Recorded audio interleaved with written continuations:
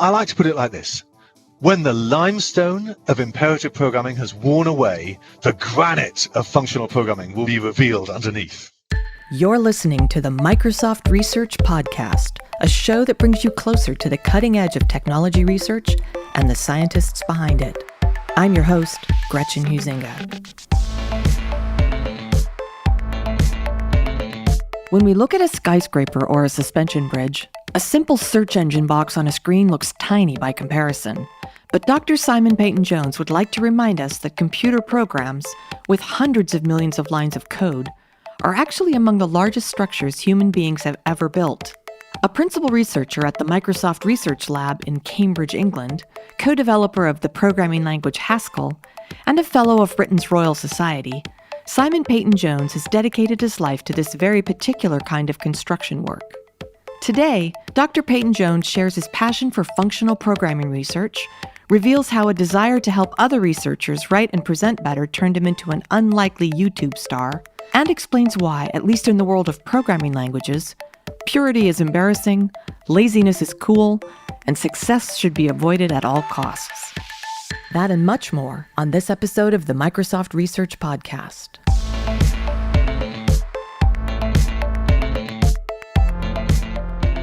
Simon, welcome. You're in the Programming Principles and Tools group at Microsoft Research in Cambridge. What do you spend most of your time doing there? Well, programming languages are the fundamental material out of which we build programs. When a builder builds a building, they can build out of bricks or out of straw, out of bananas or out of steel girders, and it makes a difference what you build out of, how ambitious your building can be and how likely it is to fall down.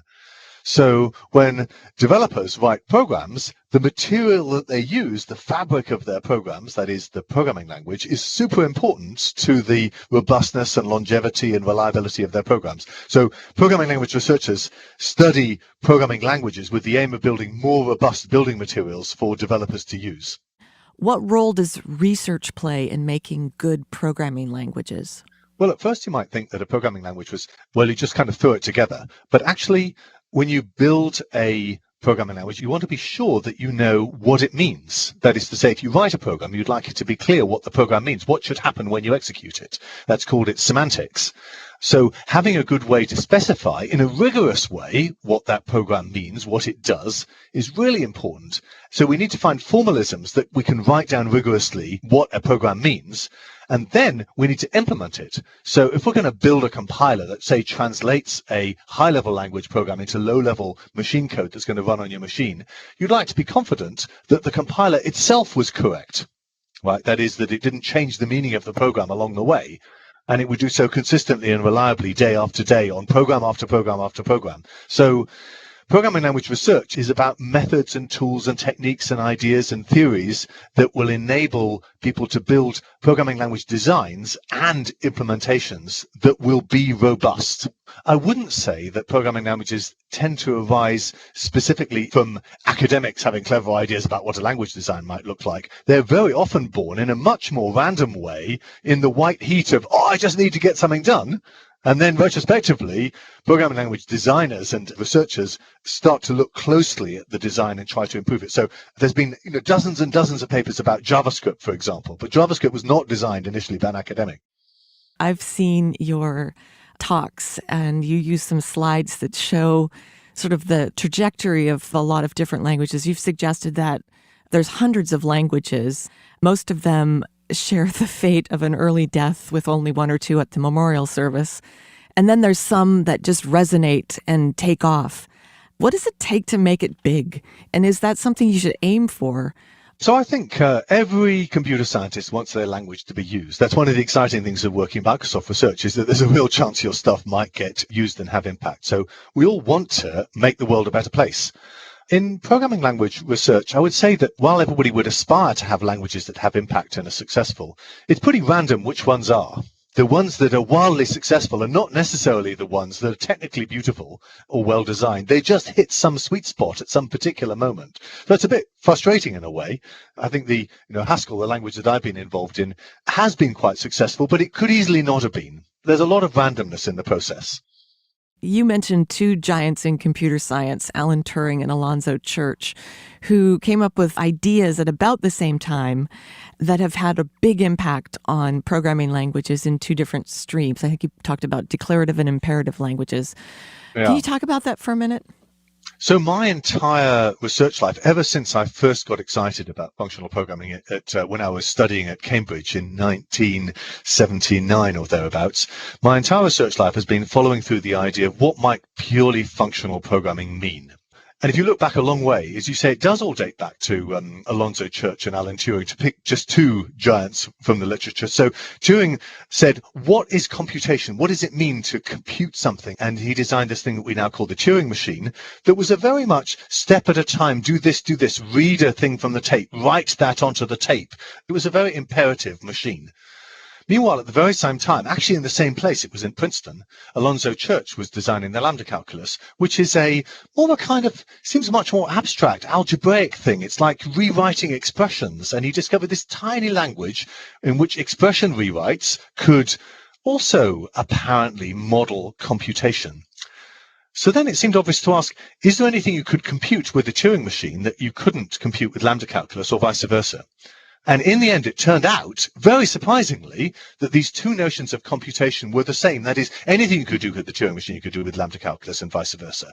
But although they were equally powerful in the sense of what can you in principle do, they gave rise to very different language streams. So Turing machines, ultimately, you could see this is a bit of a retrospective justification, but you could see Turing machines as the basis for all imperative languages. Right, do this and then do that, step at a time computation, in which the program is a sequence of steps that you do in sequence.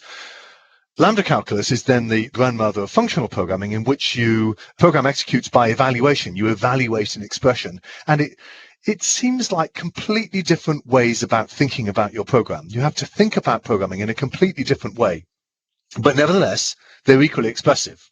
So the interest for me has been, what would it mean to take this much less popular, but nevertheless universal programming paradigm of functional programming and really push it through to see what could that mean in a practical way for writing practical programs?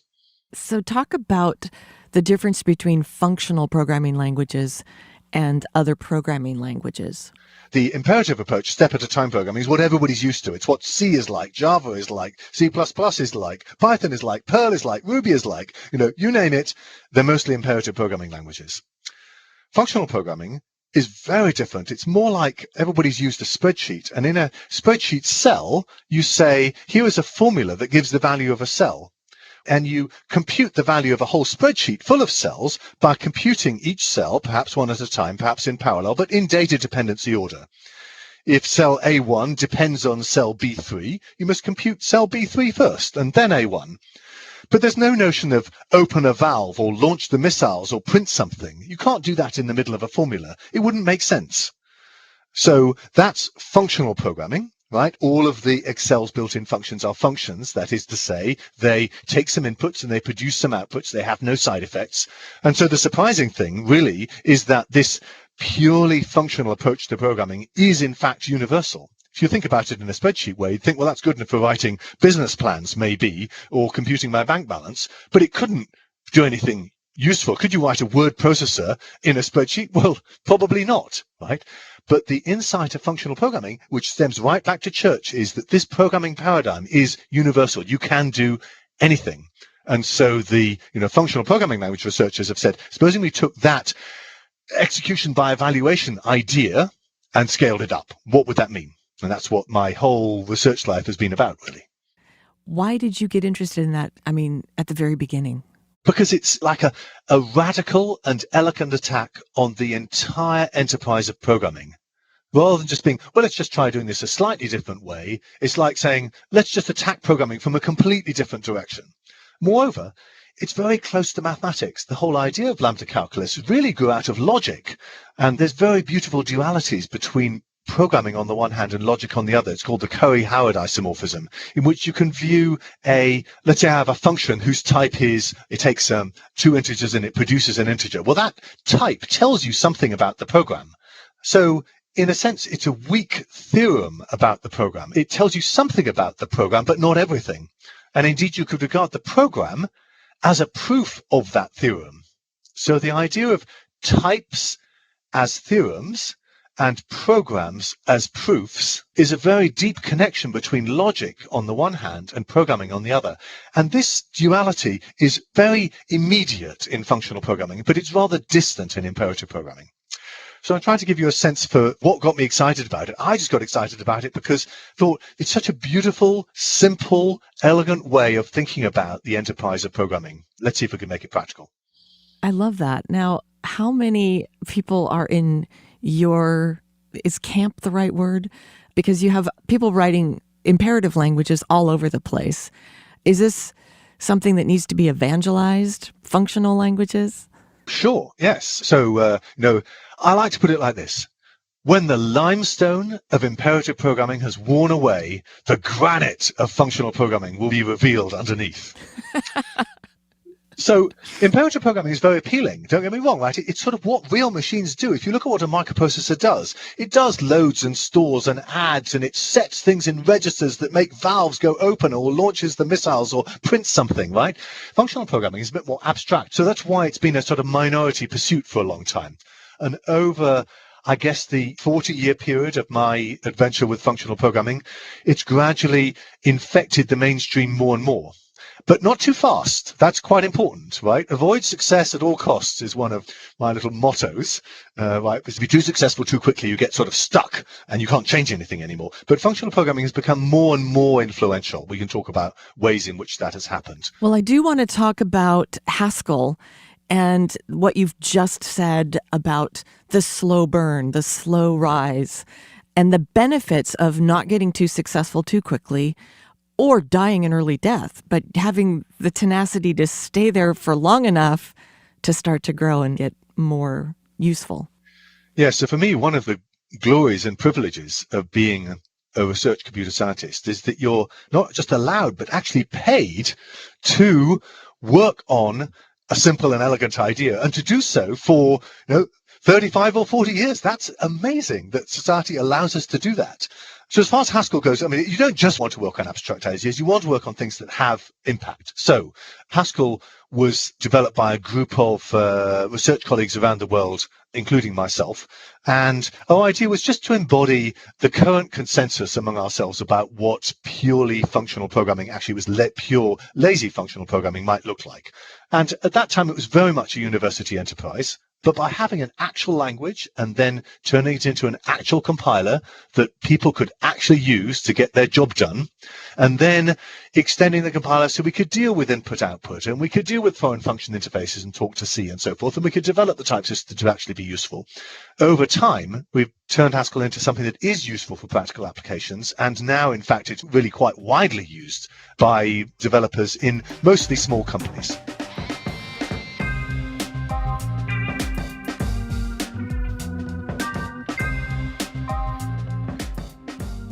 So let's talk about laziness for a little bit. When I was growing up, that wasn't a virtuous quality in our household, but somehow lazy functional computing is a good thing.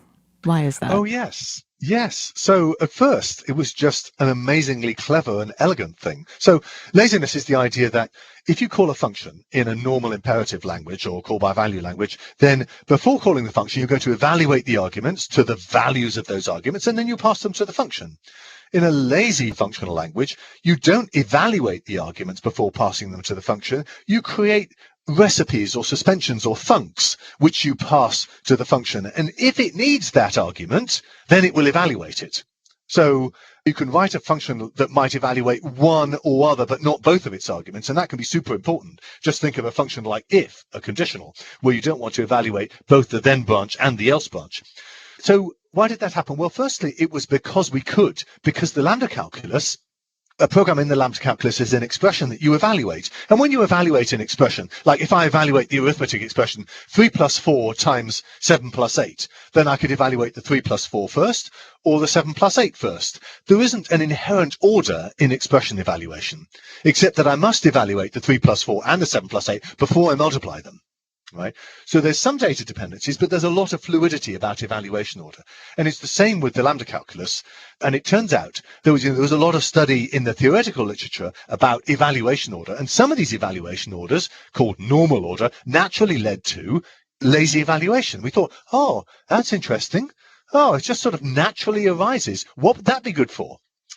At first, we just thought it was cool. And then John Hughes wrote this very interesting paper called Why Functional Programming Matters, in which he said, laziness is not just cool, it's useful. And he did that by describing how laziness gives you a new form of modularity. And his classic example was this. Supposing I'm writing a program to play chess. Well, one thing I might do is explore the tree of possible moves. He could move this way, then I could move that way, then you could move that way. There's a big tree. Suppose I first generated a tree and then pruned it to figure out the best move. Well, that tree would be too big. So usually we would have to generate and prune at the same time. And John said, well, no, with lazy evaluation, you can generate in one piece of program and prune in another. And that gives you a new form of modularity. So that was really an interesting idea that's worked out exactly that way. I love it. And I probably use it, that laziness is not just cool, but useful. It is not just cool, but useful. Yes. How did laziness and purity come together? So Haskell's initial defining characteristic was that it was a lazy language. That's what brought that particular group of people together, what we thought was exciting and cool.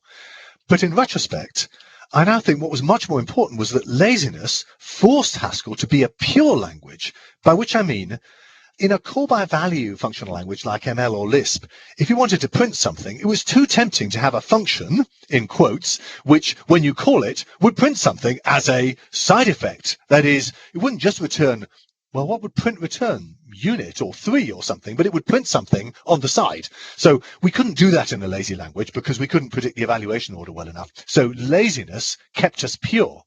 And purity was embarrassing for a long time because you couldn't really do much by way of input-output. You couldn't print things or open files or launch missiles or sail the boat.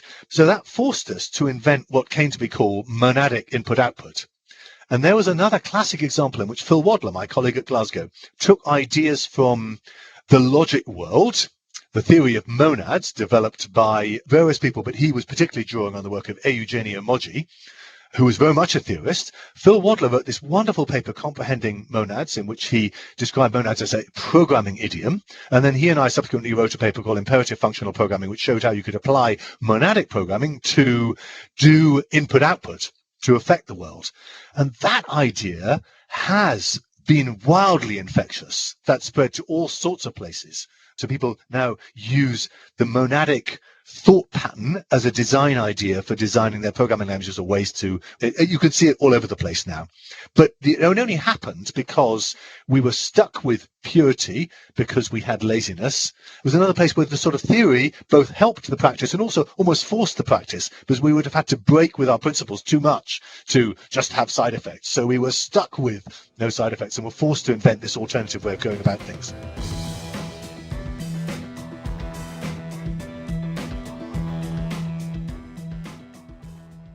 Aside from your pioneering work in functional programming languages, a good part of what you do involves inspiring the next generation to take up the computer science baton and run with it.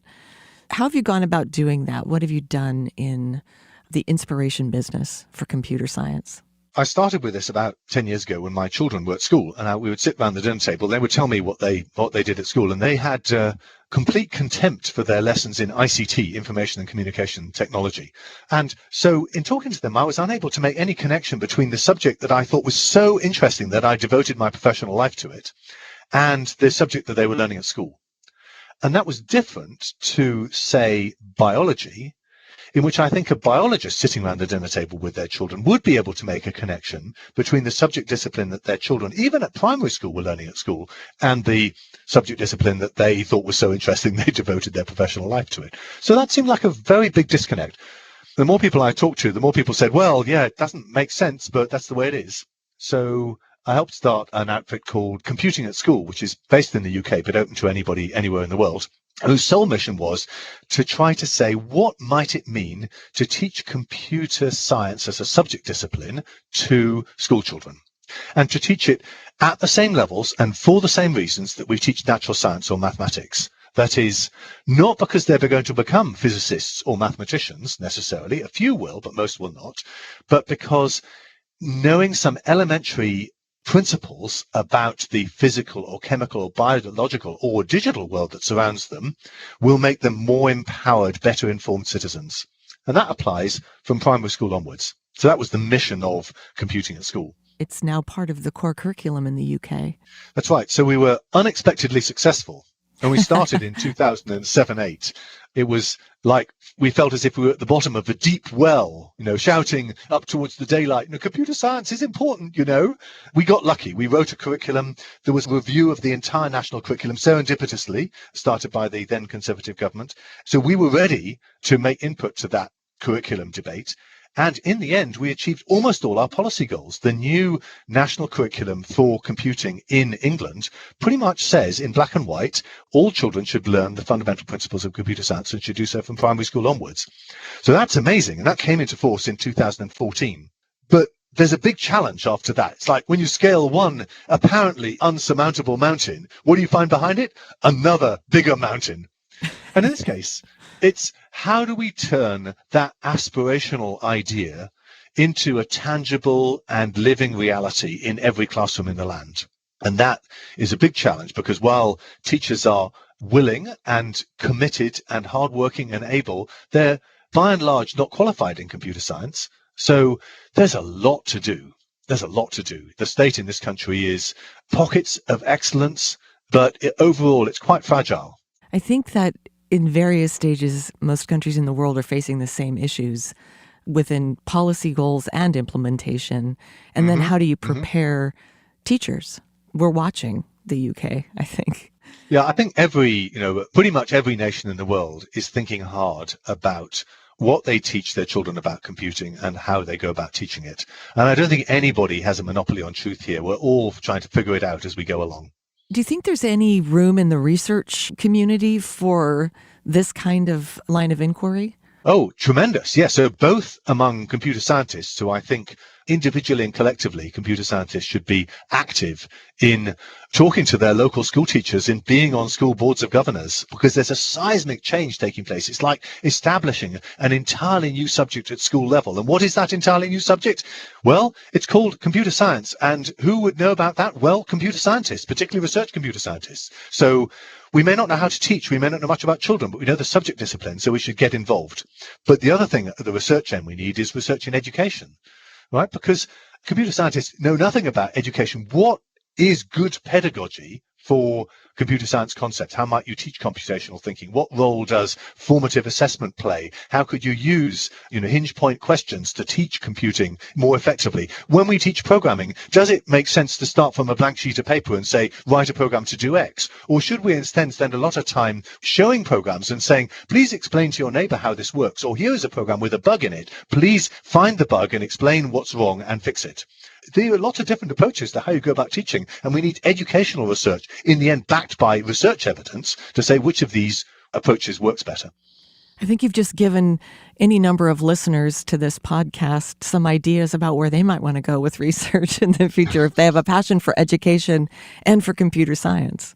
Yeah, this is it. The intersection of education and computer science is a very rich area at the moment. And everybody wants to make a difference to the education that we give our children, because many of us have children and want to see them succeed. Listen, let's talk about another intersection that you're really interested in, theory and practice. Computer science is unusual. Like if you're in biology, then just finding out something that is true is progress. So novelty has value in its own right. That's true of any natural science. In computer science, novelty has no value in and of itself. It's too easy to make up new stuff. It's a kind of like a fractal discipline. Everywhere you dig, you can make new detail, because we're creating ideas out of nothing, out of pure thought stuff. Fred Brooks had this wonderful Newell Award lecture. It's called The Computer Scientist as Toolsmith. And he says, computer science and its theories only have value insofar as they demonstrate utility. So it's a question I ask about every paper, every research proposal I see. It's not just ideas, but utility. So to return to your question then about theory and practice, nevertheless, it's much more fun if theory and practice live quite close together. If you can use a piece of theory to give practical results, and make that crossover without, bending the theory too much out of shape. And in functional programming, that's particularly true. So, for example, in the compiler that we built for Haskell, it's called G8C, we were struggling in the very early 90s to think, what should its intermediate language be like?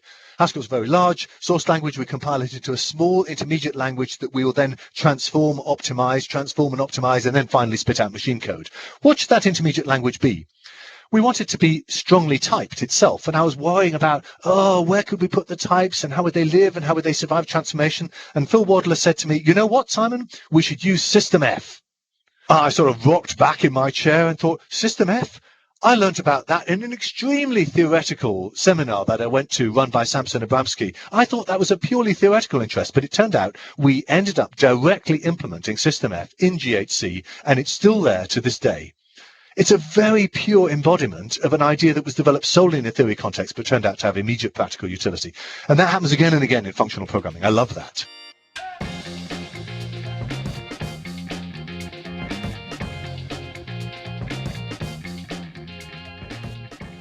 I want to ask you about a couple of videos you're in that have tens of thousands of downloads on YouTube about how to write a research paper and how to give a research talk. Could you talk about that a little bit and why that was important to you and how that came about, that you became a video star on YouTube?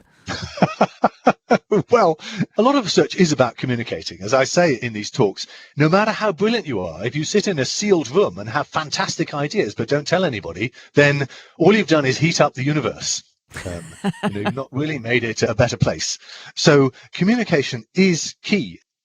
I think I wrote the first of these that was about how to give a talk with John Hughes and John Launchbury after we were colleagues in the same department. We'd been to a lot of research talks. We started talking to each other about, couldn't a lot of these talks be a lot better with some quite simple suggestions? So then we wrote them down in a SIGPlan Notices paper, and I gave a talk about it. And then subsequently I developed a talk about how to write a research paper, which has been extremely popular. And it arose in the same way. I just thought, I'm reading a lot of papers, I'm reviewing a lot of papers, and some quite simple ideas I feel could make them a lot better. And so I thought that it was worth putting a bit of effort into trying to articulate or distill the techniques or ideas that I used in the hope they'd be useful to others. And to my astonishment, they seem to have been quite widely looked at, including by people in completely different disciplines like Absolutely. Psychology and history. It's really strange. I get email from the most remarkable places.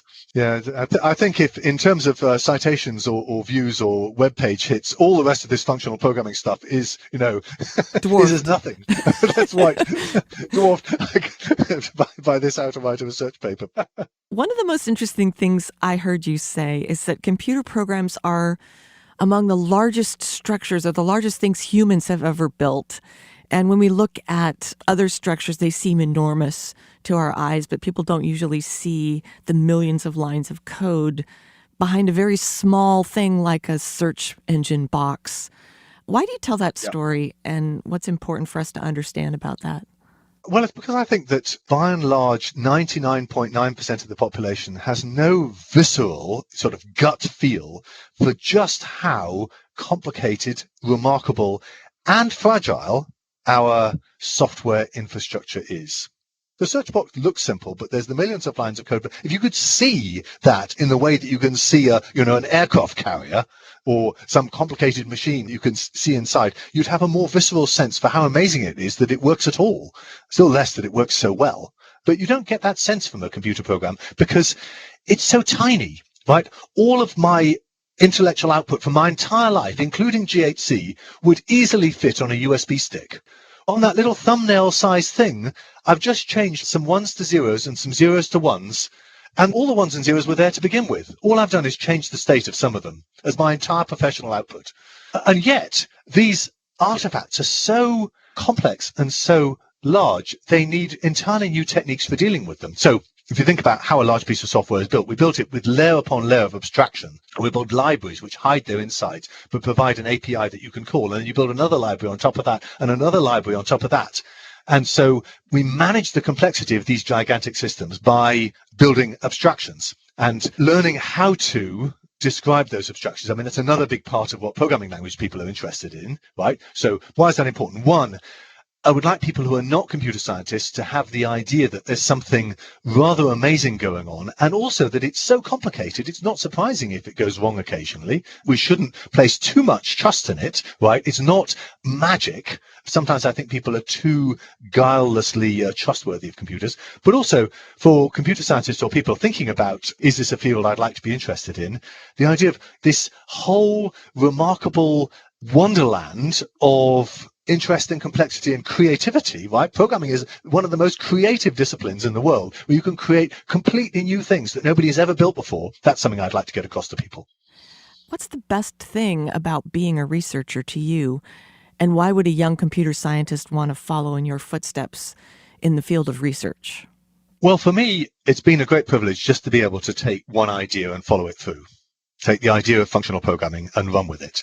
And I've been able to do that both at university for about 17 years, and then subsequently at Microsoft for rather longer now. Actually, I'm coming up on 20 years at Microsoft. And for me, it's been this mixture of elegant theoretical ideas that have direct practical impact has always been my powerful motivator. So why might a young person want to be interested in computing, whether in research or not? Because you can build amazing things out of this pure thought stuff. Why might somebody want to go in research specifically? Well, typically if you're working in industry, you're building amazing programs out of nothing. In research, you build amazing ideas out of nothing. So as we close, what thoughts would you share about your long life of research that would give the next generation, say, a vision for what might be next? So I never had a long-term research plan. I never had here are the 3 big things I'm going to do with my life, and I'm on this 20-year trajectory to do it. I was always just doing the next thing. So I'm not really a very long-range planner, but I did have hold of one idea, this functional programming idea. I didn't know how it would turn out, but I just found it fascinating. So I would suggest to younger people, just start with something. I remember when I started as a researcher at University College London, I didn't have a PhD. My head of department gave me some time off to do research, but I had no idea what to do. So I just sat there with a sharp pencil and a blank sheet of paper, hoping for great ideas to come, which of course they didn't. And then my colleague, John Washbrook, he said to me, Simon, just do something, anything, no matter how humble and simple, just start something. And so I wrote a little parser generator for a functional language called Haskell. And that eventually turned into a research paper as it happened. So the wonderful thing about computer science is you can start almost anything, it'll turn into something interesting. Don't be too worried, just get started on something that interests you. Simon Peyton Jones, thanks for coming all the way over from England on Skype with us today. Oh, it's been fun. To learn more about Dr. Simon Peyton Jones and his work in the field of lazy functional programming languages, visit Microsoft.com/research.